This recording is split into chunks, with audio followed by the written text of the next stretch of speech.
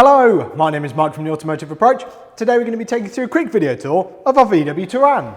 So this is our 58 plate VW Touran. It's covered just over 106,000 miles from new, has only had 2 former keepers and has got a whopping 12 service stamps in the book, 8 of which are main dealer. The cambelt and water pump was replaced back in 2017, and whilst in our care we've given it a fresh MOT, full 102-point independent mechanical inspection, replaced the front tyres, done a few suspension bits, new rear brake pads. Very, very nice motor. A few little bits cosmetically here and there, but it's really not bad for a 58 plate that's covered over 100,000 miles. Inside, you've got AM/FM radio, CD player, air conditioning, cruise control, electric windows in the front. It's a 6-speed manual gearbox with a 1.9 diesel engine, which is very economical.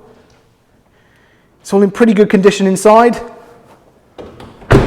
Odd little scuff on the interior, plastics here and there, nothing to worry about.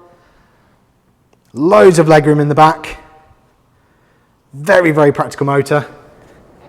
And you've also got 2 more seats which fold up just from here.